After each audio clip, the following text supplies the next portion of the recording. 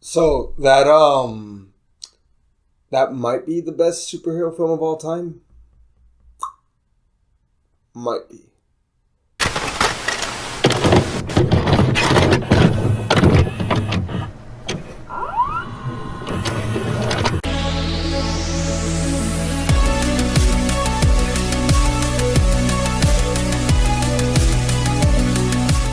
Thank you for welcoming me onto your screens or onto your headphones, depending on how you're watching this. I'm Eddie, and this is the Rollback. And folks, I apologize for my voice. I was too busy screaming the other day, so I kind of lost my voice a little bit.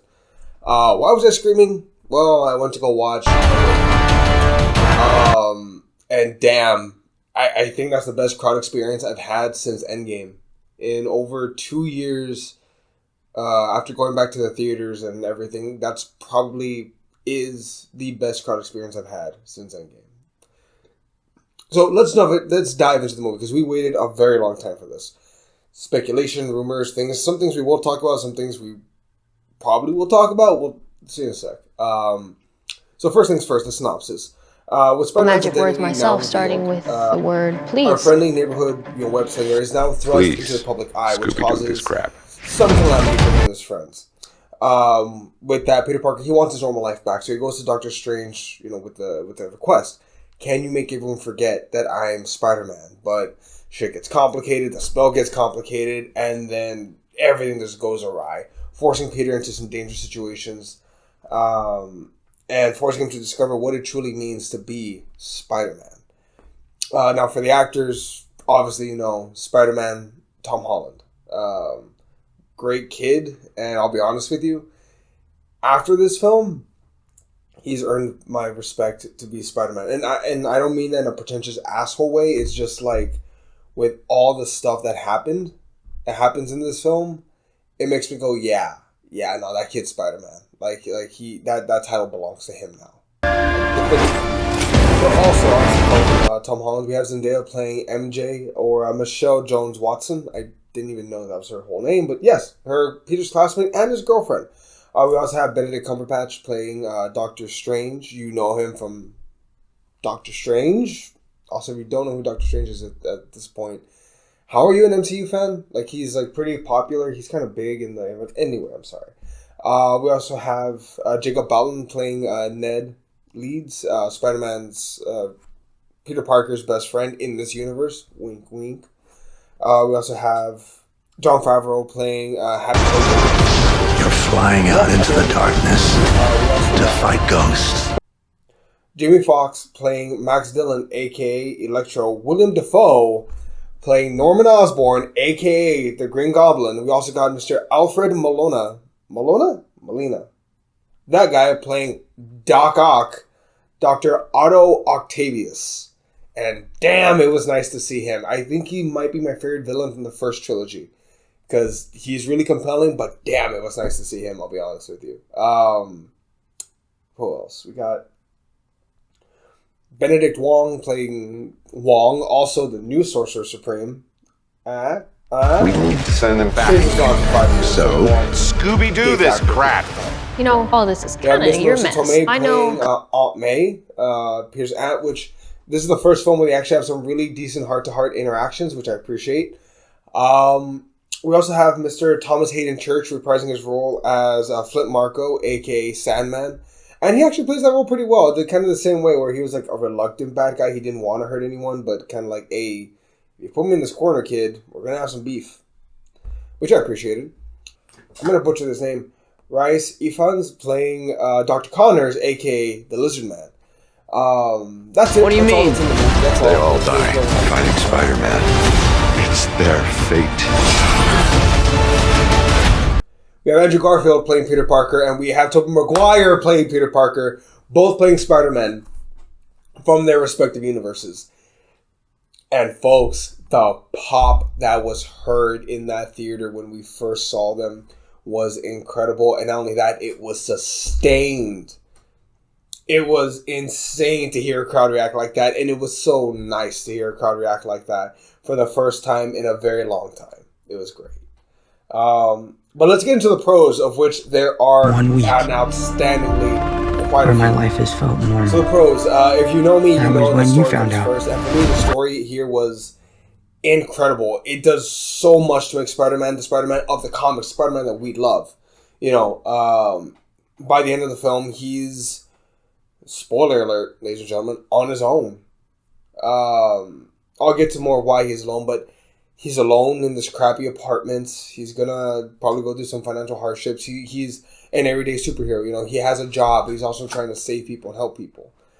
That's the Spider-Man of the comics, and that's the Spider-Man that we're more than likely getting in the next trilogy. Which, yeah, I'll take it.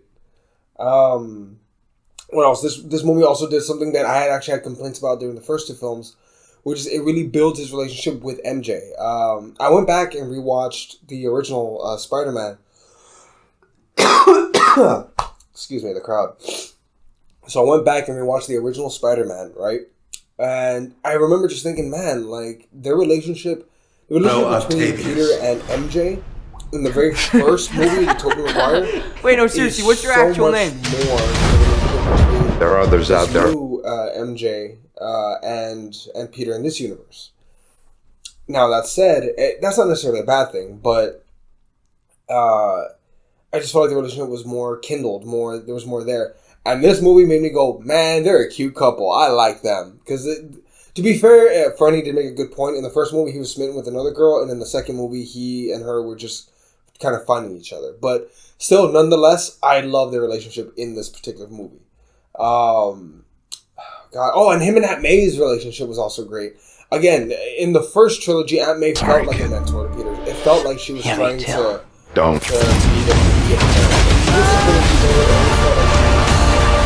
There, but in this movie, damn, they gave her some dialogue, they gave her some good scenes, great lines, a good reason. Like, she's so much better in this movie than in the other ones, and like they had no right to make her that great, but she was.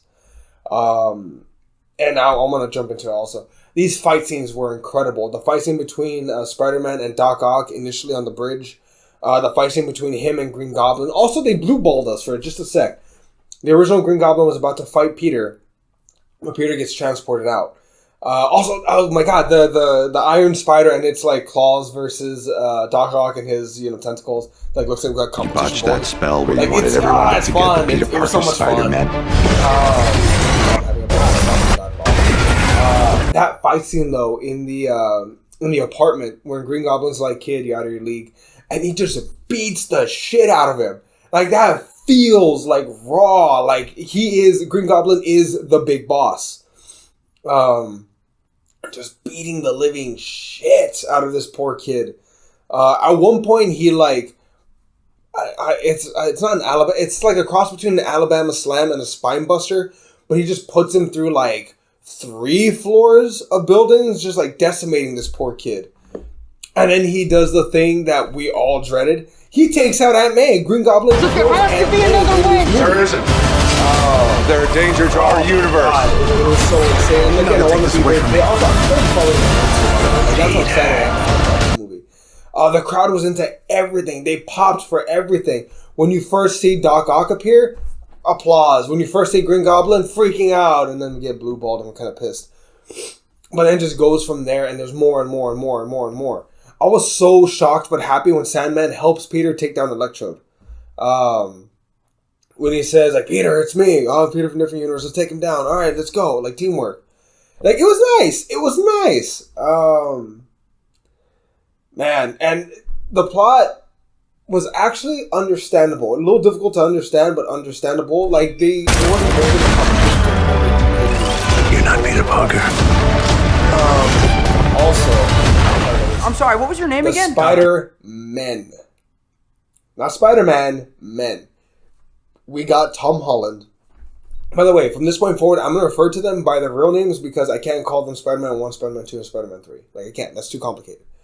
So, Toby, Andrew, and Tom were all in this.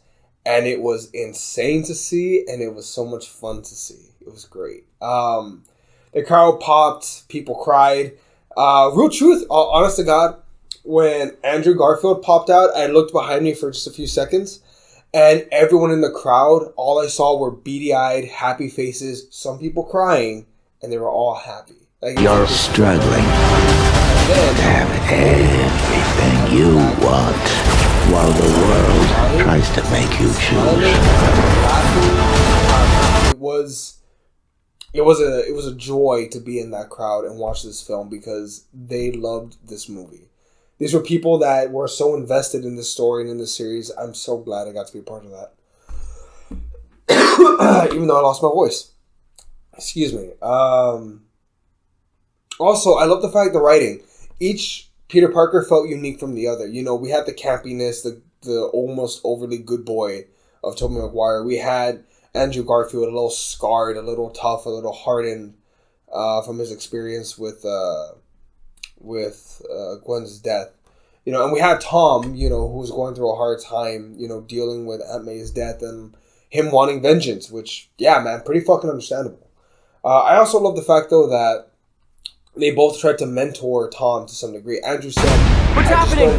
They're starting to come through, and I can't stop them." Yeah, again, I apologize for my voice, folks. I just have a lot to say, and it's already messed up as it is. Also, like, the scene where they're all fighting all together, all three of them, you know, they're like, we're going to cure these guys and send them back to their own timeline. Great plot, great idea. Excuse me, great callbacks.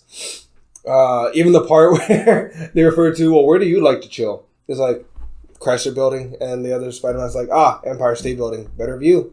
Fair enough. Like, they're talking, they had a little shootout where it's like, and they talk about Tobey, the fact that he has natural weddings. I can't save everyone.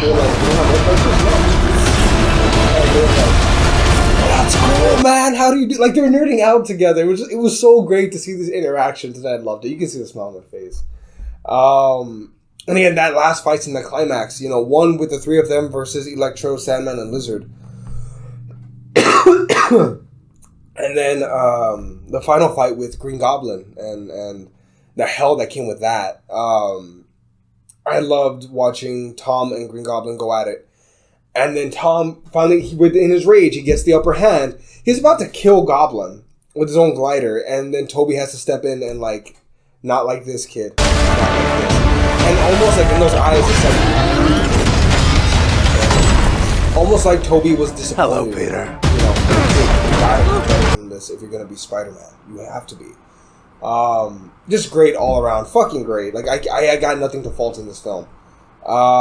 Except one thing, maybe. Just one minor thing. Because I was worried that they were just going to bring in the Spider-Man during the third act and they were just going to be like, alright, let's do this. Like, rather than them talking, interacting with each other. My one beef is this. I want to see Tom Hardy versus Tom Holland.